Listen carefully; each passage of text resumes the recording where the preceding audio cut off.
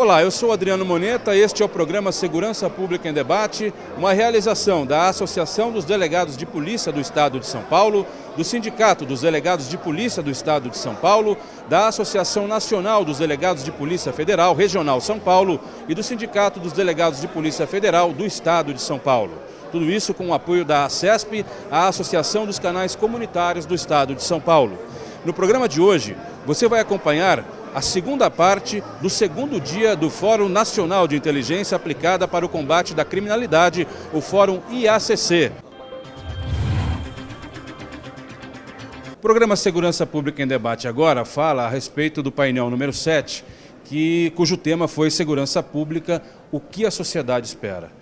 Eu vou transferir a pergunta desse título do painel justamente para o delegado que está ao meu lado, que é Dr. Guilherme Cunha Werner, delegado de Polícia Federal e cientista político. O que a sociedade espera da segurança pública, Dr. Werner? Bom, a sociedade espera da segurança pública que ela cumpra o seu papel, ou seja, de garantia da ordem pública e da paz social. Mas para garantir a ordem pública e a paz social, a Polícia Judiciária precisa desempenhar muito mais numa coisa muito importante, que é o combate à corrupção. Porque a corrupção hoje em dia está dragando todos os recursos, todo o dinheiro, todo o erário da administração. Então, o combate à corrupção é a coisa mais importante no Brasil atual para a gente conseguir recuperar o dinheiro dos cofres públicos. Desse painel, doutor, que pontos o senhor considera importante para a gente falar aqui para o telespectador do Segurança Pública em Debate, além desse amplo que o senhor já se referiu? Acho que eu considero importante também a reestruturação das polícias judiciárias, uma melhoria na condição de trabalho dos policiais, uma melhoria na autonomia, na questão da autonomia, evitar a ingerência política na polícia. Isso é fundamental para poder a Polícia Judiciária desempenhar um bom papel dentro do sistema de segurança pública. O senhor acha que vem bons ventos por aí, ano que vem? Com certeza, eu acredito que vai vir uma grande modificação no sistema de segurança. Para começar, a Polícia Judiciária Federal voltando para o Ministério da Justiça, que é muito importante, que no Ministério da Justiça tem outros órgãos que auxiliam no combate à corrupção, e é também a criação, espero, nos estados das polícias judiciárias, nos ministérios, nas secretarias de justiça também, para ter esse entrosamento com o judiciário, com os órgãos de controle da administração pública, para assim poder combater melhor a corrupção e melhor a criminalidade organizada. Nesse painel, a gente percebeu que a senhora também falou a respeito das vítimas, né, ou do cuidado que a Polícia Civil e a investigação tem que ter com elas. Por que essa relevância toda desse aspecto? Historicamente, a Polícia Civil e as polícias de um modo geral, a Polícia Judiciária, ela tem um foco na preservação dos direitos e garantias fundamentais do investigado, do custodiado, até por uma questão de responsabilização civil, criminal, administrativa. Então, quando nós nos deparamos com uma prisão em flagrante, por exemplo, nós focamos em se o preso está ou não algemado, justificativa, comunicação da família, se ele apresenta lesões, se ele deve ser socorrido. E aí é nesse momento que eu questionei a plateia, e onde vocês deixam a vítima? Nesse momento a vítima está relegada a um cantinho do plantão, sentada em algum banco, esperando ser lembrada, esperando que alguém questione o que aconteceu com ela. E aí nesse foco da vítima, eu quis destacar o atendimento das crianças e adolescentes vítimas de crimes sexuais. Recentemente nós tivemos uma alteração legislativa que passou a prever que o delegado de polícia e a autoridade judicial são as duas únicas autoridades com capacidade legal para fazer a colheita do depoimento especial dessas crianças, ou seja, ouvir a criança e o adolescente sobre o crime violento do qual ela foi vítima. Mas essa oitiva deve ser feita com foco na humanização, ou seja, evitando a revitimização dessa criança, desse adolescente, sempre preservando a sua integridade psíquica. Se a senhora chamou a atenção para esse fato no painel, é porque isso ainda não é realizado de forma plena? Sim, a Academia de Polícia do Estado de São Paulo começou esse ano a implementar cursos de capacitação para que os delegados possam fazer essa oitiva, seguindo um protocolo internacional. Esse protocolo que nós estamos sendo treinados hoje é o mesmo protocolo utilizado em países como Estados Unidos, por exemplo. Esse protocolo, chamado protocolo NIST, ele visa fazer com que nós consigamos colher o depoimento dessas crianças e adolescentes de forma a minimizar a violência que ela sofreu. Então, de forma a minimizar a revitimização, evitar que a vítima reviva toda aquela situação violenta. A grande questão de pensar a segurança pública como um direito fundamental é fazer com que ela seja uma ação que, guardadas as diferenças, as competências de cada uma das organizações que lidam com o problema, polícias, demais órgãos de Estado, poderes independentes, que nós coordenemos os esforços numa única direção. E que direção é essa? De redução da violência, de combate à corrupção, mas também de redução da sensação de medo e insegurança. Hoje a população no Brasil não é só vítima da violência, mas também é vítima do pânico gerado pelo quadro de insegurança pública no país. Se a gente unir esforços, não necessariamente fazendo as mesmas coisas, mas trocando, cooperando, trabalhando com informação, com inteligência, de algum intercâmbio de dados, a gente tem todas as condições de ser muito mais efetivo, um sistema muito mais efetivo, garantindo não só direitos fundamentais previstos na nossa Constituição, como também garantindo justiça, que é tudo do que a população mais quer hoje no país, que a gente reduza a impunidade e ao mesmo tempo não cometa nenhum tipo de injustiça na hora de prevenir a violência e combater o crime. Um dos problemas hoje realmente é a altíssima sensação de insegurança, não é? Que é tudo isso que o senhor falou agora. Quer dizer, o governo de São Paulo, por exemplo, reiteradamente anuncia, por exemplo, o índice de homicídios como sendo um bom índice, eu acredito que seja assim, mas não o único, para dar a ideia ou a impressão de que está tudo bem em São Paulo, enquanto que as pessoas que saem nas ruas para passear, para trabalhar, para estudar, elas não contêm essa sensação de segurança de que fala o governo. Daí a insegurança a que o senhor se refere. O senhor acredita, primeiro, que tenha jeito para isso? Ou que eu esteja errado dizendo que só um índice não reflete todo aquele cenário? E segunda pergunta, o que o senhor espera para o ano que vem, com esse bando de novidade que a gente vai ter aí, administrando União, estados, etc.? Olha, em primeiro lugar é verdade, São Paulo conseguiu controlar os seus homicídios e hoje a taxa de São Paulo é quase a metade da taxa de Chicago, por exemplo. Só que isso não nos diz nada praticamente em termos de medo e insegurança. Uma pesquisa recente do INSPER, que é um instituto de ensino aqui do estado de São Paulo, mostrou que quase 50% da população da cidade de São Paulo já foi vitimada com algum tipo de crime que envolveu violência e algum tipo de, enfim, de um conjunto de crimes. Ou seja, só o homicídio, ele é um indicador importante para lidar com a questão da violência efetiva. Mas se a gente não lidar com o sentimento, ou seja, aproximar a polícia da população, fazer com que as instituições sejam confiáveis e elas se fazerem confiáveis no debate que foi feito sobre sistemas de integridade, de controle, de accountability, ou seja, de prestação de contas, aproximando as polícias da população e vice-versa, a gente não conseguirá vencer essa batalha pelo sentimento de insegurança. Agora, é possível sim. E isso é possível com investimentos não só financeiros e em pessoal, que isso é fundamental, mas também com prioridade em relação à área. O ano que vem, independente da esfera, Estado, União ou município, a gente tem que sair do palanque, tem que discutir de forma menos ideológica e trabalhar com gestão, com evidências, com indicadores. O delegado de polícia é o primeiro garantidor da legalidade e da justiça. Esse está no voto do ministro Marco Aurélio, nesse julgado que está aí na tela para os senhores. E o que quer dizer isso? Que o delegado de polícia ele é uma autoridade com força jurisdicional, ou seja, ele decide o caso concreto ao lavrar ou não um auto de prisão em flagrante, ao tipificar uma conduta criminal e também ao arbitrar fiança, ao dizer na nota de culpa qual a incidência penal. O conjunto normativo atual presente na Constituição, ele é muito sólido e conduz ao quê?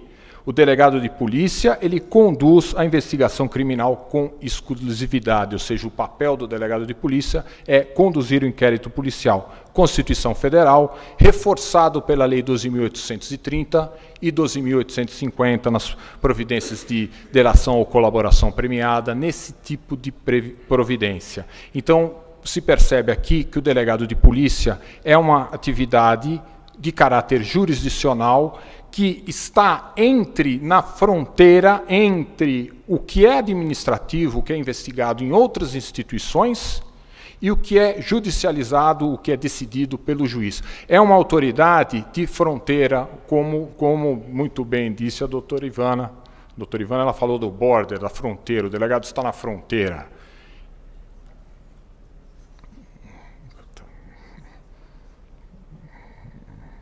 Muito bem. O delegado de polícia, uma coisa fundamental é o princípio da responsabilidade. Esse princípio é trazido por Canotilho e ele determina o quê? No Estado democrático de direito, é imprescindível a correta identificação da autoridade detentora do poder de decisão responsável pela prática do ato. Ou seja, o delegado de polícia, ele é responsável pela sua decisão. Por isso que ele é o delegado de polícia. Não é o agente da autoridade que é responsável por essa decisão. Isso parece óbvio, isso é óbvio. E isso é sustentado pela Constituição e pela própria súmula vinculante 43. Entretanto, ainda existe uma doutrina que quer construir uma ideia errônea, ao meu ver, que o delegado de polícia ele não é importante e que seria ideal uma carreira única. A carreira única cria um anacronismo onde todos mandam, ninguém obedece e você não identifica a autoridade. Isso é fundamental para quê? Para o combate à corrupção. Agora, eu vou tentar explicar o que é a corrupção de uma forma simples, mas é uma forma que internacionalmente vem sendo adotada. A doutrina italiana, ela descreve a corrupção da seguinte forma. A corrupção do agente, do funcionário público, ou seja, do servidor público ou do agente político que teve uma eleição, é detentor de um cargo político, ela é feita da seguinte forma. O corrupto, ele tem que ter ele tem que ter o monopólio da decisão, ou seja, ele tem que ter o acesso, só ele decide, e ele também tem que ter o quê? A discricionalidade, um balizamento muito grande dentro do campo do que ele pode decidir. Se vai decidir favoravelmente ou contra, ou seja, é aquela pessoa que só ela decide em primeira pessoa, só eu decido. E decide dentro de um grau muito grande de liberalidade. Você vê esse tipo de corrupção onde esse agente que detém esse poder, ele acaba se corrompendo, por quê? Se ele não tiver um controle específico sobre ele acaba se corrompendo. É aquela autoridade que detém a capacidade de expedir uma licença, um alvará, uma fiscalização. Então ele concentra muito poder na mão dele e ele decide dentro de um balizamento legal e é muito difícil de perceber essa corrupção. Programa Segurança Pública em Debate, primeiro bloco fica por aqui, segundo bloco já, não saia daí.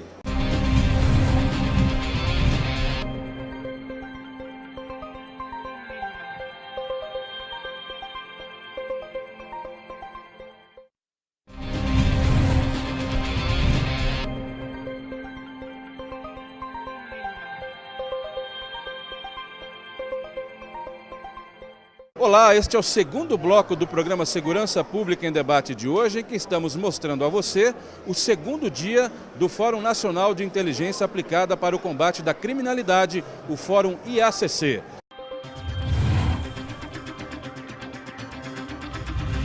Sua presença aqui é muito significativa, o senhor como ministro da Segurança Pública, num evento capitaneado por delegados de Polícia Civil e Federal. Sem sombra de dúvida, e é muito importante ter esse contato, porque aqui nós temos aqueles que cuidam das nossas polícias, civil e também Polícia Federal, e essas polícias investigativas a nível estadual e a nível federal são fundamentais, são eixos, são bases, são pilastras da nossa segurança pública, porque exercem um papel insubstituível e que é feito com muita dedicação e compromisso. Ministro, um dos pontos mais elogiados no último painel agora foi a criação do SUSP agora. Isso foi uma realização da sua gestão curta agora. O que não foi possível realizar e que ficará para o próximo ministro? Eu acho que talvez o que eu mais me ressinta seja a inexistência no Brasil de uma política nacional de prevenção social. Esclareço. A segurança tem dois braços. Uma repressiva, que é aquela que a gente fala a maior parte do tempo, e a outra é preventiva. O Brasil ainda não tem uma política nacional de prevenção social articulada à segurança. E por que isso é importante? Porque quando você observa, onde é que está o motor, por assim dizer, tá certo? Da violência no Brasil? Enquanto grupo social está na juventude de 15 a 24 anos. Essa juventude, sobretudo negra, parda, com baixa escolaridade, com família desestruturada, é aquela que mais é tentada ou mais pode ser vulnerável à atração do crime organizado.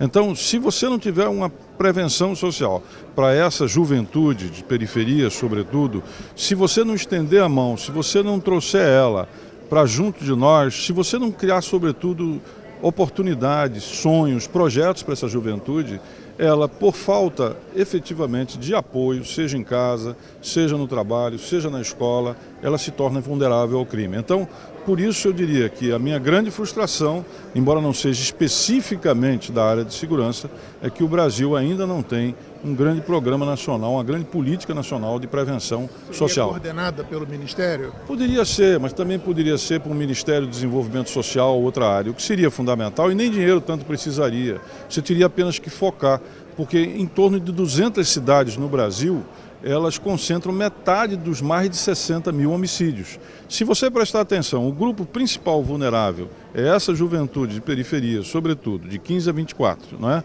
E se em 200 cidades você tem aproximadamente metade dos homicídios, então a política está dada. Eu tenho que olhar para esse grupo e tenho que, sobretudo, privilegiar esses territórios ou essas cidades.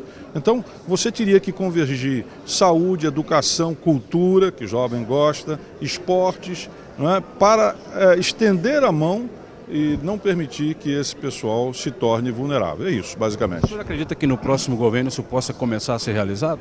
Eu vou torcer e o que eu puder contribuir para isso, eu vou contribuir. Tenho um excelente relacionamento com o meu sucessor, o juiz Sérgio Moro, e a ele eu já procurei fazer e vou continuar fazendo menção da necessidade dessa política. O programa Segurança Pública em Debate agora vai falar sobre o painel número 8, o último painel do segundo dia do Fórum IACC, cujo tema foi repressão qualificada à corrupção e ao crime organizado. E para falar sobre este tema, eu tenho ao meu lado o Dr. Jorge Pontes, delegado de Polícia Federal. Dr. Jorge, o senhor tem uma opinião muito firme a respeito dessa questão da corrupção disseminada no Estado brasileiro e eu acredito que o senhor tenha também igualmente uma opinião firme a respeito de como se combate isso. Sim, o que nós estamos vendo, o que veio à tona com a Operação Lava Jato, é que não são casos esparsos de corrupção, não é a corrupção sistêmica apenas, ou a corrupção endêmica típica do Brasil. Há uma estruturação, há uma nova morfologia criminosa, que é o estabelecimento dentro do estamento público de um modelo organizacional criminoso. Então nós estamos lidando com um crime institucionalizado, um outro animal, um outro desafio para as polícias e para o Ministério Público. Como combatê-lo? É fundamental a blindagem das instituições encarregadas da persecução penal. Blindagem, como por exemplo, nós temos que dar autonomia às polícias judiciárias, autonomia administrativa, orçamentária, e isso tudo é fundamental. Temos que investir na polícia judiciária, as polícias civis podem e devem passar pelo mesmo processo que passou a Polícia Federal. Nós temos 27 polícias civis, essas polícias civis integradas, nós poderíamos, como bem falou o meu colega, fazer pequenas lava-jatos pelo Brasil inteiro, porque o crime institucionalizado ele não se dá apenas na instância federal, ele também ocorre nas instâncias estadual e municipal.